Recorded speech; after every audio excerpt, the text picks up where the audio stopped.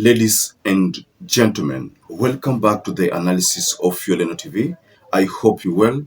From wherever you're watching this channel, I would like us to start by going through a statement that SK Macharia released. And this is about what has been happening with the IEBC election register. So pay attention to this video. We went to Naivasha to plan for the election of Laira, and at Naivasha I tried to explain that the register that is going to be used has fake voters, but Laira was so impatient, he stopped me from explaining. But these four commissioners that will resign in the end or were fired, they came to my house and I showed them how the register is not true. Now, very well. Perhaps you're wondering why I chose to start with that part. It's very important. You remember a couple of months ago, there's something that Oscar SUDI said during a roadside rally within Rift Valley. Kwani huyu ndiye atakuwa wa kwanza? Kama tunafanya nini? Kama tumelala wapi? Kama nini imefanyika? Kwani yeye ni yenu? Mjue na mjue William Ruto aende mahali. Mama hapo ndo manyigura ile kinyiti. Then this message by Oscar SUDI was echoed by other UDA legislatures.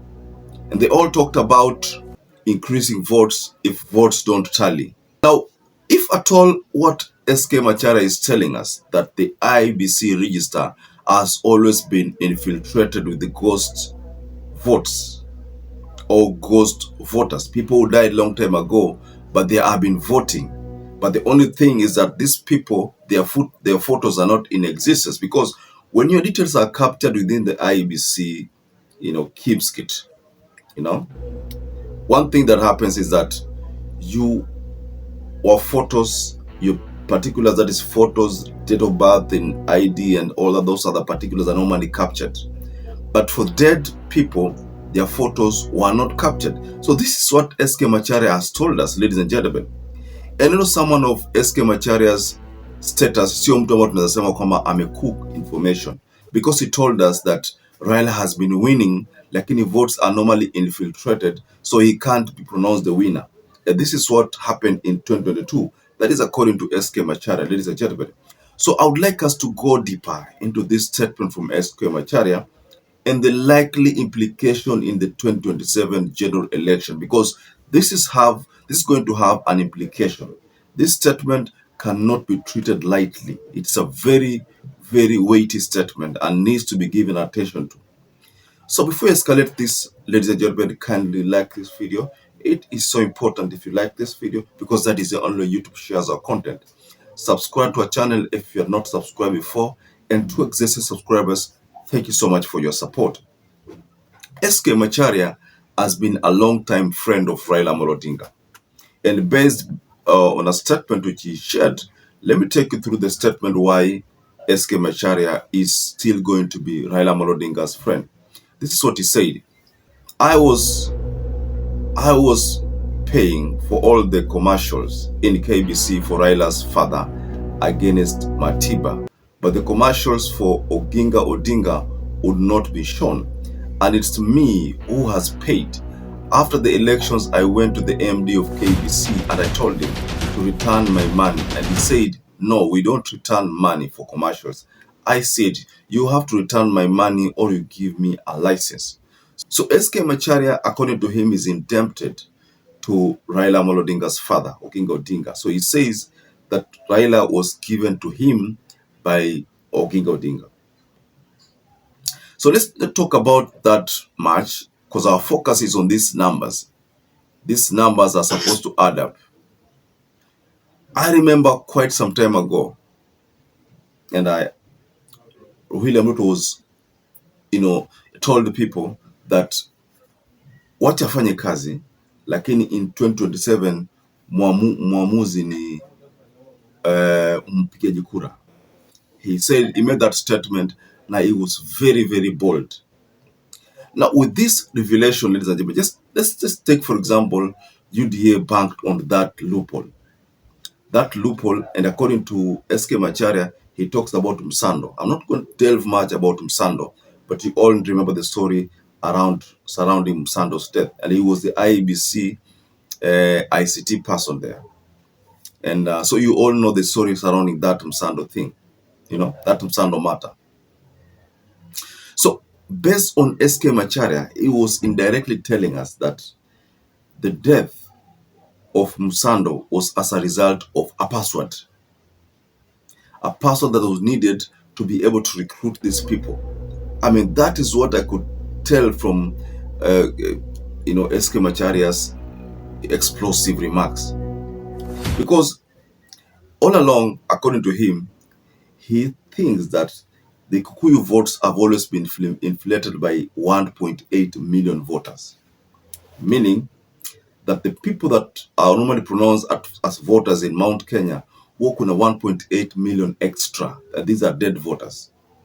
Now, this revelation is either going to work to the advantage of William Ruto side or to the advantage of Rigathi Gachagua's side. Let's focus on the two. If it would have worked for William Ruto's side, that is, if at all Ruto still had the favor of the Mount Kenya. But as you speak, Mount Kenya are declaring that hawatapigia William Ruto. So let's look at this. So let's look at this explosive on the side of Rigathi Gachagua. If Rigathi keeps telling us that there are 6 million votes from the Kikuyu people that they are going to vote, is that number, 6 million. And with this explosive, let's assume William Ruto agrees that the register need to be cleaned. If it's cleaned, the event that is cleaned, then it means that that loophole which Rigathi would have capitalized on, he will not capitalize on. So I'm looking at a possibility where William Ruto will agree with SK Macharia's explosive remark, will agree that what SK Macharia has requested for, that the register be clean, should be clean. He will agree so that by cleaning that register, those votes were inflated in 2022, especially from the Mount Kenya, hazitaweza kuwa inflated again. Itakuwa hiyo imework to the disadvantage of one Rigathi Gachagua. So this bombshell from SK Macharia, mimi kupande wangu, if you ask me, ndasema kwamba hiyo itakuwa disadvantage to Rigathi. Of course, Oscar SUDI said something about the same, talking about inflating votes. What did he mean by inflating votes? He talks about inflating votes. Hiyo maneno ya kusema sijui must go, hakuna kwenye tunaenda. Na msikie vizuri. Na nataka nirudie hapa. Hii Kenya hakuna rais ameenda kwa miaka 5. Kwani huyu ndiye atakuwa wa kwanza? Kama tunafanya nini? Kama tumelala wapi? Kama nini imefanyika? Kwani hii Kenya ni yenu? Mjue William Ruto aende mahali. Makawa mtakana vijata wale. Umulidia Ruto. Matingalia anawalia. Maka moyo wake so utabi kingira ngakumia la njaba kajelini bara Ruto ya sa kotaka ko mwanyo chita ni gigioni nyaba len Ruto ni ko matamata yenge mamegeni gikwai. And people were shocked. So SK Macharia has simply linked the dots. He has helped us link the dots, and now we know what Oscar SUDI referred to by inflating votes. Aki-inflate votes, je, nini itafanyika? Aki-inflate votes, atamuongezea William Ruto kura zingine. So kama hataweza ku-inflate votes, what is the likely outcome of this election? Will it go to Rigathi Gachagua's team, or will it go to William Ruto's team? I want to just go below in the comment section and tell us what you think about this latest. What's going to happen next? Because now we are told that the register is full of dead voters.